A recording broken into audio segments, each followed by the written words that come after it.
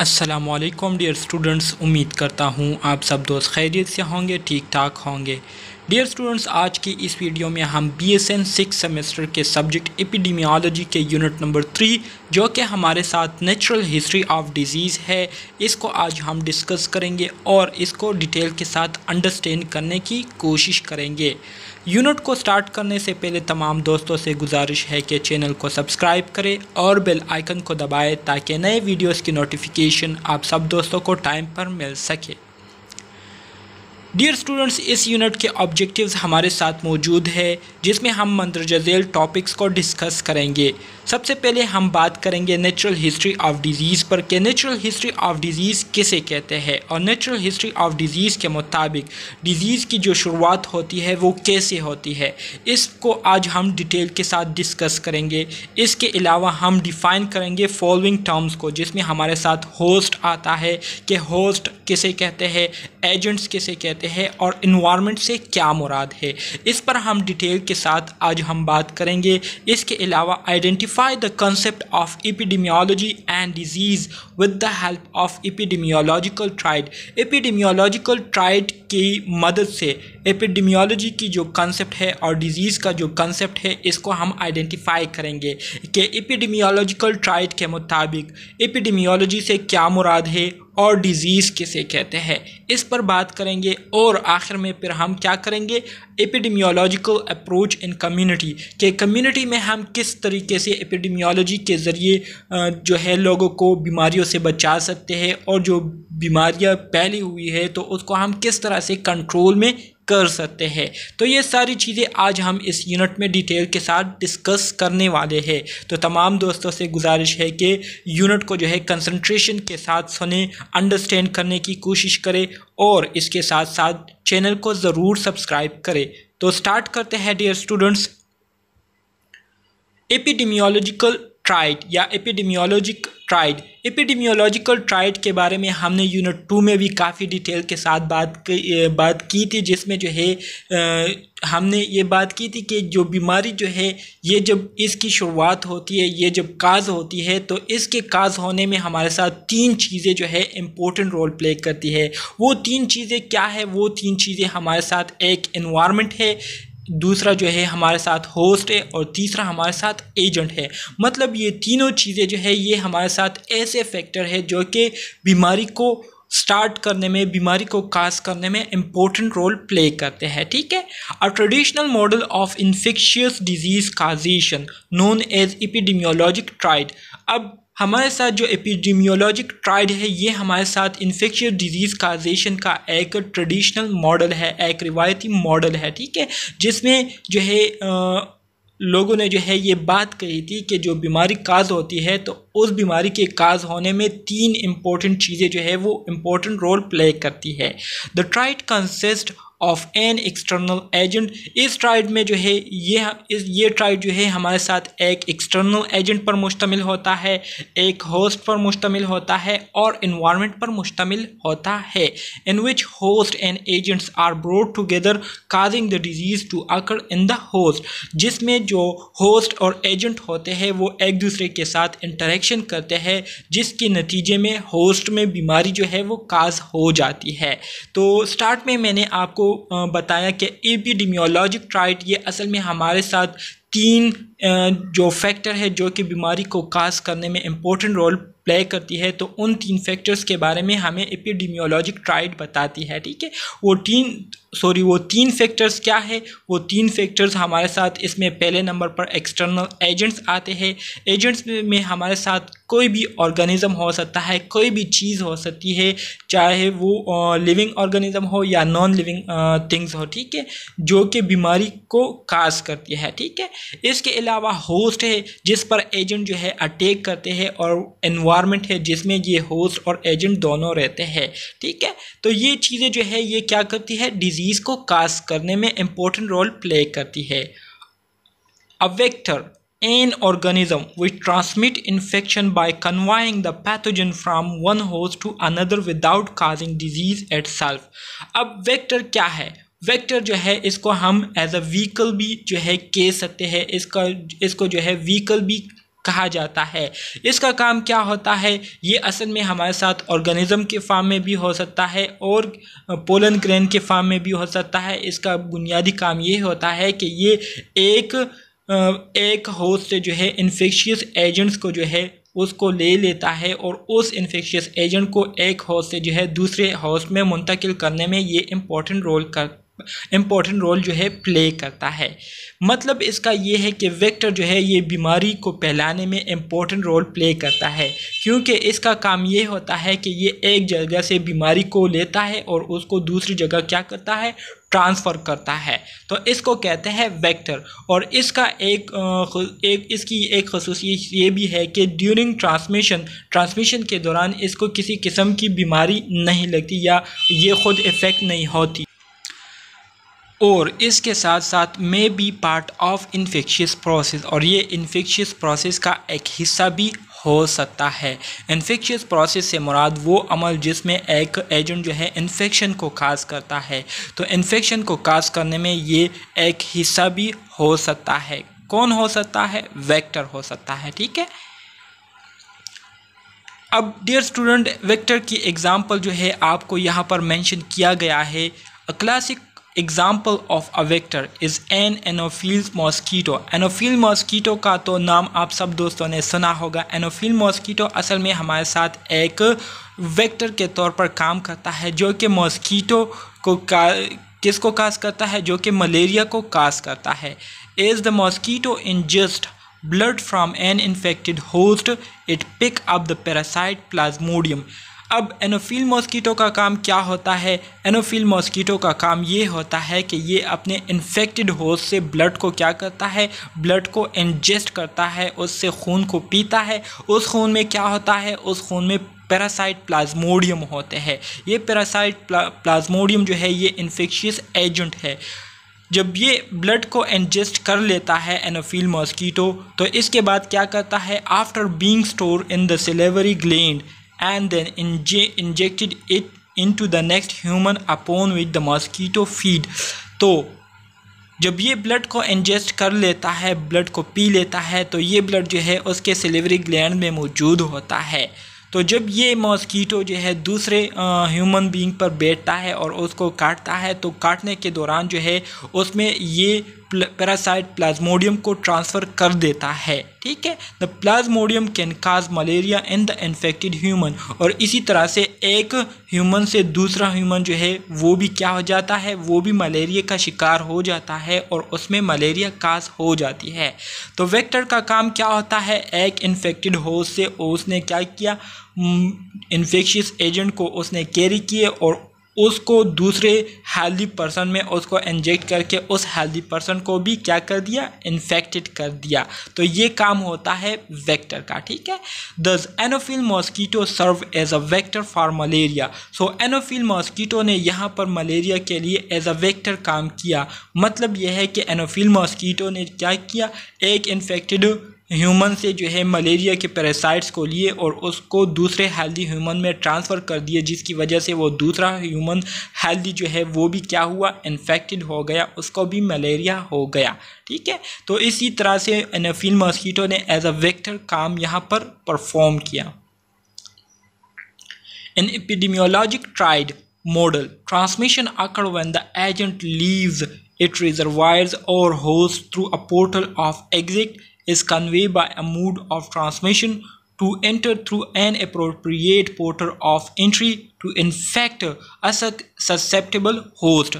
So epidemiologic triad model में जो है जब कोई बीमारी ट्रांसफ़र होती है, कोई बीमारी फैलती है, तो बीमारी के फैलने के लिए हमारे साथ जो इन्फेक्शन चेन मॉडल होता है, तो उस इन्फेक्शन चेन मॉडल के मुताबिक जो है जो वेक्टर होते हैं वो अपना काम करते हैं, या जो एजेंट्स होते हैं वो अपना काम करते हैं।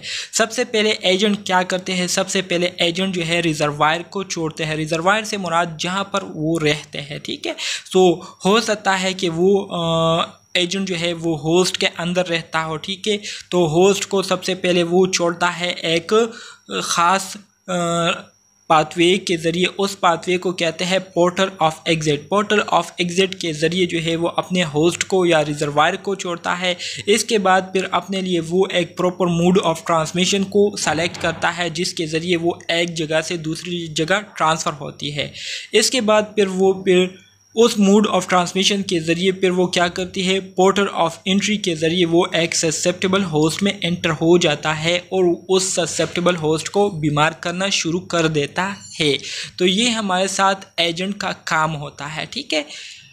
ट्रांसमिशन में भी डायरेक्ट और इनडायरेक्ट। अब ये ट्रांसमिशन जो है ये डायरेक्ट भी हो सकती है, इनडायरेक्ट भी हो सकती है। डायरेक्ट से मुराद ये है कि आप किसी इन्फेक्टेड पर्सन को क्या कर ले, उसके साथ आप कांटेक्ट कर ले, मतलब उसके साथ हाथ मिला ले या उनकी इस्तेमाल शुदा चीज़ों को जो है आप इस्तेमाल कर ले, तो ये डायरेक्ट टू डायरेक्ट कांटेक्ट हो गया, ठीक है। डियर स्टूडेंट्स, यहाँ पर आपको डायग्राम के ज़रिए समझाया जा रहा है कि एपिडेमियोलॉजिकल ट्रायड किस तरह से काम करता है। एपिडेमियोलॉजिकल ट्रायड में मैंने आपको बताया कि यूजुअली हमारे साथ जो 3 बेसिक और मेजर कंपोनेंट होते हैं इस ट्रायड के, वो हमारे साथ एजेंट होता है, दूसरा हमारे साथ होस्ट होता है और तीसरा हमारे साथ एनवायरनमेंट होता है। एजेंट क्या करते हैं, एजेंट सबसे पहले अपने लिए एक ससेप्टेबल होस्ट को ढूंढते हैं जिस पर वो आसानी से हमला कर सके और आसानी से उसको बीमार कर सके, ठीक है।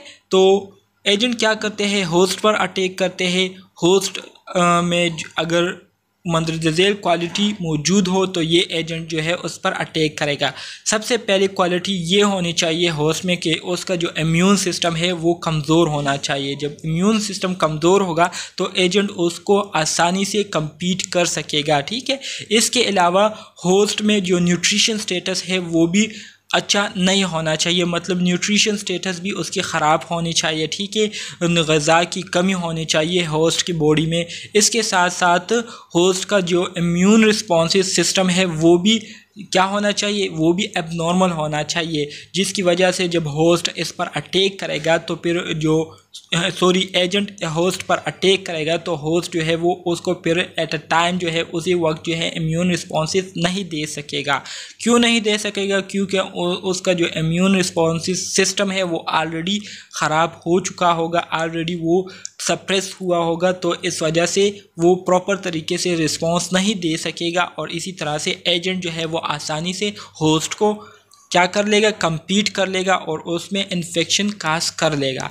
इसी तरह से इन्वायरमेंटल फैक्टर में हमारे साथ जो है डिफरेंट इन्वायरमेंटल फैक्टर है जो कि होस्ट पर असर अंदाज होती है, जिसमें हमारे साथ नॉइज़ आ गया, ठीक है, पोल्यूटेड वाटर आ गया, पोल्यूटेड एयर आ गया, पोल्यूटेड इन्वायरमेंट आ गई। ये सारी चीज़ें जो है ये होस्ट के जो कंडीशन है उस पर बहुत गहरा असर डालती है, ठीक है।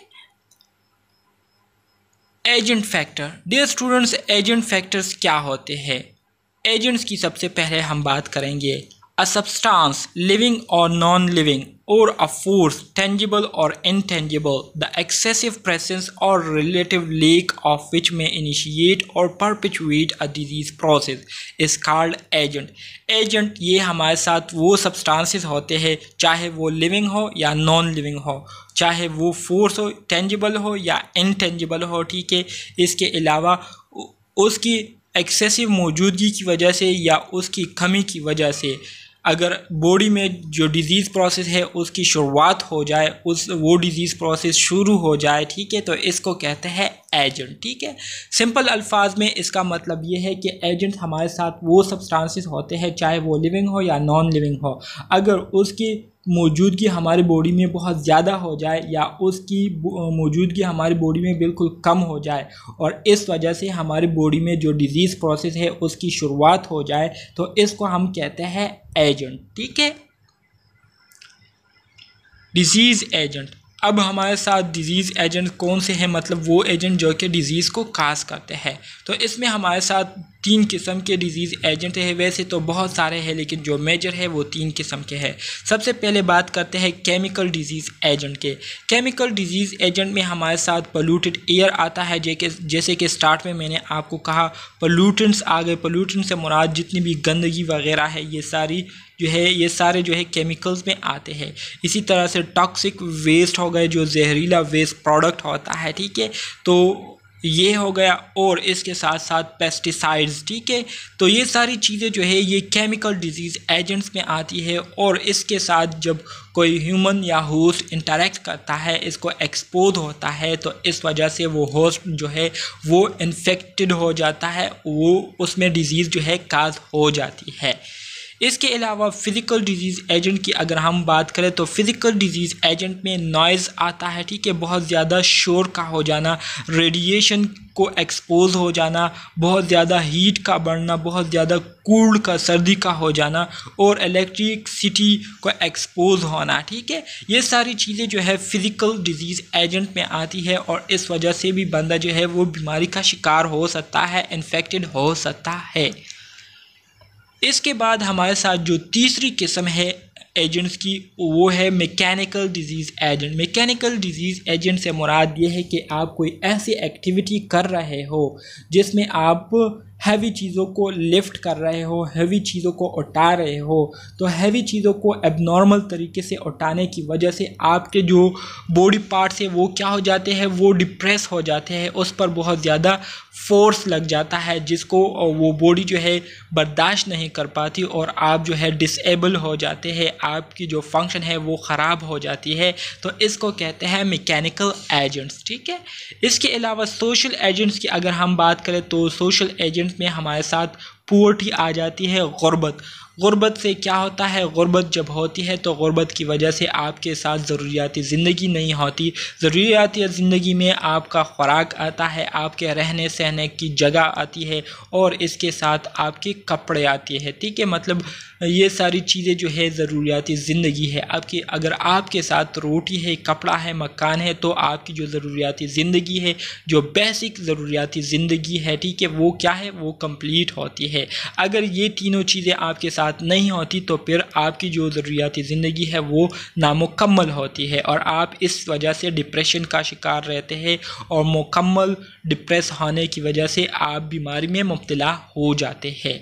इसी तरह से access to health care services, अगर आपकी रसाई सेहत की जो सहूलियात है उस तक नहीं हो रही तो इसका मतलब यह है कि आप बीमारियों का शिकार होंगे, ठीक है। अगर किसी जगह पर जो सेहत की ज़रूरियात है वो आपको आसानी से नहीं मिलते तो इसका मतलब ये है कि आप क्या है, आप जो है बीमारी के जद में आ सकते हैं, या आप जो है बहुत ज़्यादा आपको चांसेस है, आप रिस्क में है कि आपको बीमारी लगे, ठीक है। इसी तरह से सोशल आइसोलेशन, कुछ लोग ऐसे होते हैं जो कि सोशली बिल्कुल आइसोलेट होते हैं, लोगों के साथ उनका मिलना जुलना जो है इंतहाई कम होता है, और वो माशरे में उनकी जो जान पहचान है वो भी बहुत ज़्यादा कम होती है, और उसका जो काम है वो सिर्फ अपना काम से काम रखता है, और बस अपनी ज़िंदगी को जो है अपने घर में गुजारता है, मस्जिद में गुजारता है, और अपने जो काम है उसमें गुजारता है, और इनका जो है दूसरे लोगों के साथ कोई इंटरेक्शन नहीं होती। तो इस किस्म के लोग जो है सोशली आइसोलेटेड होते हैं।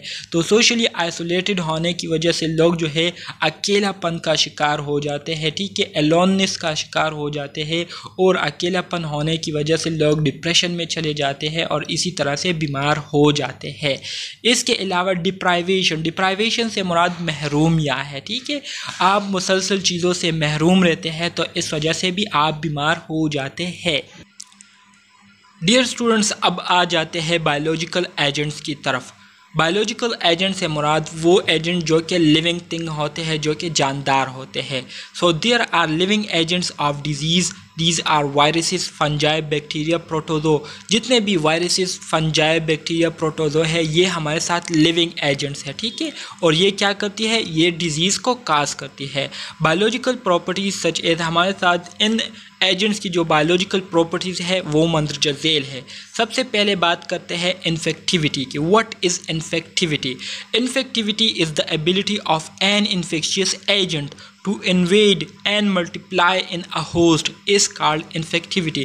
Infectivity किसी infectious agent की वो ability होती है, वो खसूसियत होती है, वो सलाहियत होती है जिसमें वो होस्ट पर अटैक करता है, होस्ट पर हमला करता है और फिर उसी होस्ट में जो है अपनी जो तादाद है उसको बढ़ाता है और एट लास्ट उनमें बीमारी को कास कर देता है। तो इसको कहते हैं इन्फेक्टिविटी। आ जाते हैं पैथोजेनिसिटी की तरफ। What is pathogenicity? Pathogenicity is the ability to induce clinically apparent illness is called pathogenicity. Pathogenicity किसी पैथोजन की वो सलाहियत होती है जिसमें वो होस्ट में क्या करता है, क्लिनिकली इलनेस को क्या कर देता है, ज़ाहिर कर देता है। मतलब जो होस्ट है उसमें उस बीमारी के जो अलामात है उसको ज़ाहिर कर देता है। तो इस सलाहियत को क्या कहता है, पैथोजेनिसिटी कहते हैं। What is virulence? Virulence क्या है? Virulence is the proportion of clinical cases resulting in severe clinical manifestation is called virulence. Virulence से मुराद ये है कि मुसलसल लोग जो है वो बीमार हो रहे होते हैं और उनकी जो तादाद है उसमें मुसलसल इजाफा हो रहा होता है। तो इसको कहते हैं वायरुलेंस। वायरुलेंस मतलब वायरल हो जाना, ठीक है, फैल जाना, तो इसको कहते हैं वायरुलेंस। डियर स्टूडेंट्स, अब आ जाते हैं होस्ट फैक्टर्स की तरफ। What is host? होस्ट किसे कहते हैं? लिविंग थिंग्स यूजुअली ह्यूमन और animals which are expose to and harbour to a disease is called host. Host हमारे साथ जितने भी जानदार चीज़ें होती है जिसमें हमारे साथ ह्यूमंस ख़ास तौर पर और एनिमल्स आते हैं जो कि एक्सपोज होते हैं और जिनको बीमारी के होने का ख़तरा होता है, तो उसको कहते हैं host. The human host is refer to as soil and the disease agent as seed. Human host को जो है एज ए सॉइल जो है कंसीडर किया जाता है और जो डिजीज़ एजेंट होता है तो उसकी मिसाल जो है सीड्स की जैसी है। इन सम सिचुएशन बाज़ हालात में क्या होता है, host factor play a major role in determining the outcome of an individual exposure to infection.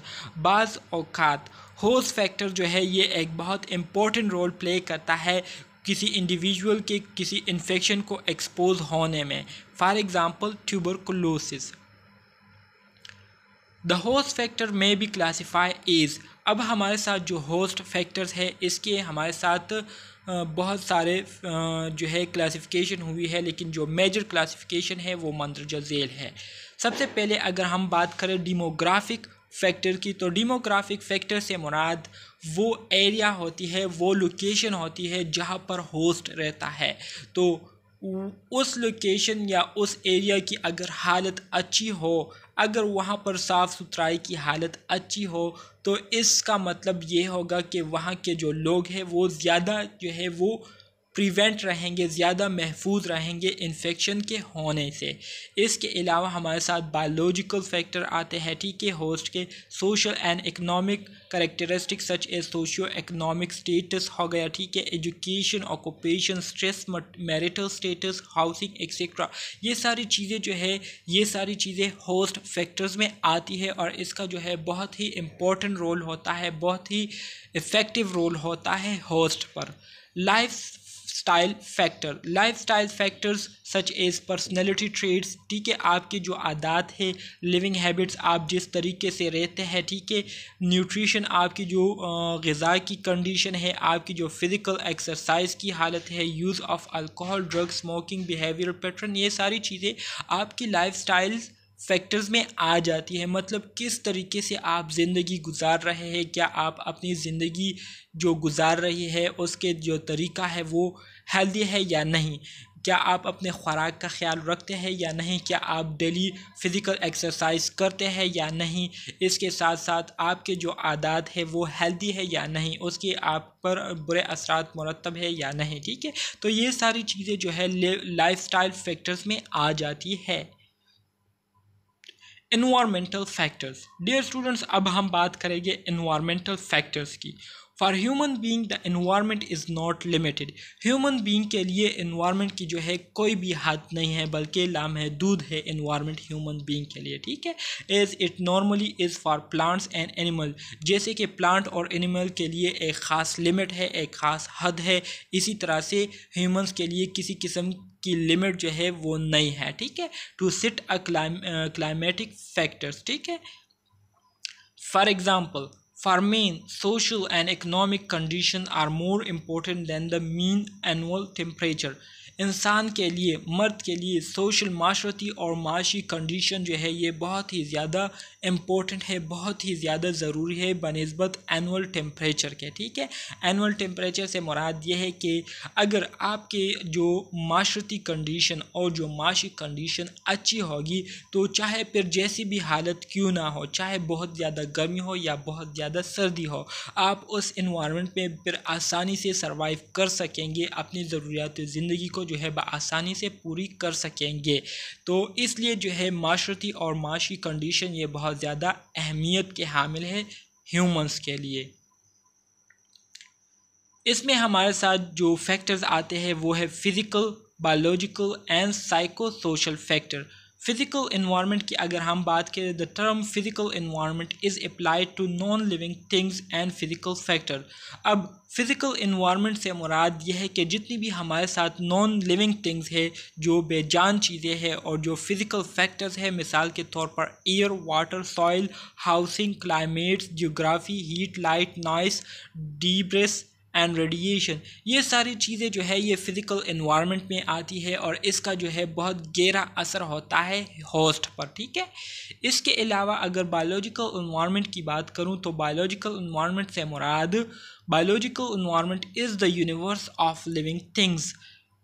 जितने भी जानदार चीज़ें हैं, तो उन जानदार चीज़ों की जो दुनिया है, जो यूनिवर्स है, मतलब हम लोग जहाँ पर रहते हैं, हम सारे जितने भी जानदार लोग हैं, तो उसको बायोलॉजिकल इन्वायरमेंट कहते हैं। विच सराउंड मीन, जो कि हम इंसानों के इर्द गिर्द मौजूद है लिविंग चीज़ें, ठीक है, तो इसको कहते हैं बायोलॉजिकल इन्वायरमेंट। इसमें हमारे साथ मेन खुद भी आता है, ह्यूमन जो है खुद भी आते हैं, ठीक है, बायोलॉजिकल इन्वायरमेंट में। The living things are the viruses and other microbial agents, insect, rodent, animals and plant. अब हमारे साथ जो लिविंग थिंग्स है, जो जानदार चीज़ें हैं, तो इसमें हमारे साथ वायरसेस भी आ जाती है और दूसरे माइक्रोबियल एजेंट्स आ जाते हैं, मतलब जो माइक्रो ऑर्गेनिजम्स है वो आ जाते हैं। इसके साथ साथ इंसेक्ट्स आ जाते हैं, ठीक है, कीड़े मकोड़े, रोडेंट्स, एनिमल्स आ जाते हैं, और प्लांट्स, दरख्त वगैरह, ये सारी चीज़ें हमारे साथ बायोलॉजिकल इन्वायरमेंट में इंक्लूडेड है। एमसीक्यूज़ के हवाले से ये फैक्टर्स जो है बहुत ही ज़्यादा इम्पोर्टेंट है। इसके अलावा जो हमारे साथ तीसरा इन्वायरमेंटल फैक्टर है वो है psycho social environment. Those factor affecting personal health, health care and community well-being that stem from the psychosocial makeup of individual and the structure and function of social group। अब psychosocial environment में हमारे साथ वो तमाम चीज़ें आ जाती है जो कि किसी बंदे की जो पर्सनल हेल्थ होती है उसको इफ़ेक्ट करती हो, उसकी जो हेल्थ की प्रोसेस होता है उसको इफ़ेक्ट करता हो, और इसके साथ साथ कम्युनिटी वेलबींग को इफ़ेक्ट करता हो, ठीक है, जो कि साइकोसोशल को जो है बनाने में एक इम्पोर्टेंट रोल प्ले करती है। इसके साथ साथ माशरे में जो लोग रहते हैं उनका जो स्ट्रक्चर रहने सहने का होता है और जो काम करते हैं, जो रोल प्ले करते हैं वो अपने माशरे में, तो ये सारी चीज़ें जो है बहुत ज़्यादा इफ़ेक्ट होती है साइको सोशल फैक्टर्स की वजह से। Natural history of disease.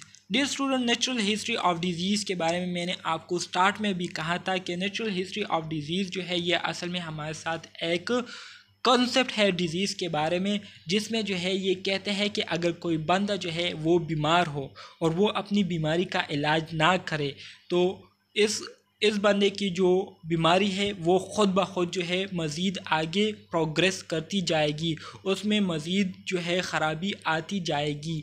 क्यों आती जाएगी? क्योंकि वो अपनी बीमारी का इलाज नहीं कर रहा। तो इसको कहते हैं नेचुरल हिस्ट्री ऑफ डिजीज़, ठीक है। The term natural history of disease is a की कॉन्सेप्ट इन एपिडेमियोलॉजी। अब नेचुरल हिस्ट्री ऑफ डिजीज़ जो टर्म है ये एपिडेमियोलॉजी में एक बुनियादी कंसेप्ट है, ठीक है, जो कि हमें एक बुनियादी कंसेप्ट के बारे में इंफॉर्मेशन देती है। Natural history of disease refer that the uninterrupted progression of the disease process in an individual over time in the absence of intervention is called natural history of disease। natural history of disease से मुराद ये है कि कोई शख्स अगर बीमार हो, उसमें बीमारी मौजूद हो और वो उस बीमारी के लिए कोई लाहे अमल इख्तियार ना करे, मतलब कोई ट्रीटमेंट ना करे, तो वो बीमारी जो है उसमें टाइम के साथ साथ वो बीमारी जो है बढ़ती जाएगी और उसकी जो कंडीशन है वो टाइम के साथ साथ ख़राब होती जाएगी। तो ये हमारे साथ नेचुरल हिस्ट्री ऑफ डिज़ीज़ है, ठीक है, इसको नेचुरल हिस्ट्री ऑफ डिज़ीज़ कहते हैं। Knowledge of the natural history of disease is important for disease prevention and control. इसी तरह से आपके पास नेचुरल हिस्ट्री ऑफ डिज़ीज़ के हवाले से नॉलेज होनी चाहिए, इंफॉर्मेशन होनी चाहिए, क्योंकि अगर आपके पास इससे रिलेटेड इंफॉर्मेशन होगी तो आप फिर बीमारी को कंट्रोल भी कर सकेंगे और अपने आप को उस बीमारियों से बचा भी सकेंगे। After contact with an infectious agent or following some other physiopathologic events, there is a theoretical point at which the disease process may begin। कहते हैं कि जब होस्ट इन्फेक्शियस एजेंट के साथ इंटरेक्ट करता है, इन्फेक्शियस एजेंट को एक्सपोज होता है या कोई ऐसे फिजियोपैथोलॉजिक इवेंट्स होते हैं जिसकी वजह से वो होस्ट की जो कंडीशन है उस पर बुरा असर डालती है, तो जब होस्ट इन चीज़ों के साथ एक्सपोज होता है, इन चीज़ों के साथ इंटरेक्ट करता है, तो इंटरेक्ट करने की वजह से होस्ट में एक ऐसा पॉइंट आ जाता है, एक ऐसी कंडीशन जो है वो अराइज हो जाती है जिसके बाद उस होस्ट में जो है बीमारी का जो अमल है, बीमारी के पैदा होने का जो अमल है वो शुरू हो जाता है। Without medical intervention the process and with. अब अगर इस बीमारी के लिए हम कोई ट्रीटमेंट ना करें, कोई लाहे अमल इख्तियार ना करें, तो इस बीमारी का ख़ात्मा 3 तरीक़ों से होगी। या तो ये बीमारी ख़ुद ब खुद ठीक हो जाएगी जिसको हम रिकवरी कहते हैं, या इस बीमारी की वजह से वो होस्ट जो है जो कि बीमार हो चुका है, इन्फेक्टेड हो चुका है, उस होस्ट में डिसेबिलिटी आ जाएगी, वो डिसेबल हो जाएगा, उसके जो फंक्शन है वो एबनॉर्मल रह जाएंगे, या हो सकता है कि वो होस्ट जो है इस डिज़ीज़ की वजह से डेथ का शिकार हो जाए। तो ये 3 पॉसिबिलिटीज़ उस होस्ट में होगी अगर वो अपनी बीमारी का इलाज ना करे, ठीक है, या रिकवर होगा, या डिसेबिलिटी का शिकार होगा, या उसकी डेथ होगी, ठीक है। तो बहुत ही इम्पॉर्टेंट है डियर स्टूडेंट इसको समझना। Natural history of disease. Natural history of disease यहाँ पर आपको डायग्राम के ज़रिए समझाया जा रहा है कि सबसे पहले क्या होता है। सबसे पहले होस्ट एंड इन्फेक्शियस एजेंट का इन्वायरमेंट में एक दूसरे के साथ इंटरेक्शन होता है, एक दूसरे को ये एक्सपोज होते हैं, इन दोनों का एक दूसरे के सामने आमना सामना होता है, ठीक है। जब होस्ट एंड एजेंट एक दूसरे के साथ इंटरेक्ट कर लेते हैं, एक्सपोज हो जाते हैं, तो एक्सपोज होने के नतीजे में इनको डिज़ीज़ जो है वो लग जाती है, बीमारी इनको लग जाती है। अब अगर इस बीमारी के लिए हम कोई लाहे अमल इख्तियार ना करें, अगर इसके लिए हम कोई ट्रीटमेंट ना करें, कोई इंटरवेंशन ना करें, तो फिर हमारे साथ 3 पॉसिबिलिटीज़ होंगी। या तो वो बंदा जो है ख़ुद ब खुद ठीक हो जाएगा, या वो डिसेबिलिटी का शिकार हो जाएगा, या उसकी डेथ हो जाएगी, ठीक है। Natural history of disease. Dear student, यहाँ पर आपको फिर डायग्राम के ज़रिए जो है डिज़ीज़ के डिफरेंट स्टेजेस के बारे में बताया जा रहा है, आपको समझाया जा रहा है। जैसे कि आप सब दोस्तों को पता है कि डिज़ीज़ के होने के हमारे साथ मेनली 4 स्टेजेस है, जिसमें जो पहला स्टेज है उसको हम स्टेज ऑफ ससेप्टिबिलिटी कहते हैं, जिसमें जो एजेंट होता है वो अपने लिए एक ससेप्टेबल होस्ट को देखता है, ससेप्टेबल होस्ट को ढूंढता है।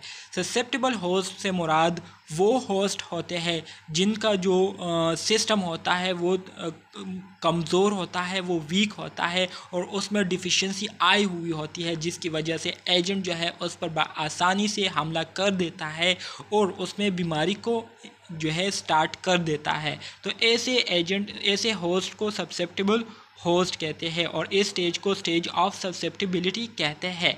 स्टेज ऑफ ससेप्टिबिलिटी में जो है एजेंट जो है वो अपने होस्ट के साथ क्या करता है, इंटरेक्शन करता है, अपने होस्ट को एक्सपोज होता है, अपने होस्ट पर अटैक करता है। ठीक है, अटैक करने के बाद हमारे साथ एक प्रोसेस स्टार्ट हो जाता है जिसको हम प्रोसेस ऑफ डिजीज़ बिगनिंग कहते हैं। मतलब डिजीज़ के काज होने के या डिजीज़ के पैदा होने के जो अमल है वो शुरू हो जाती है।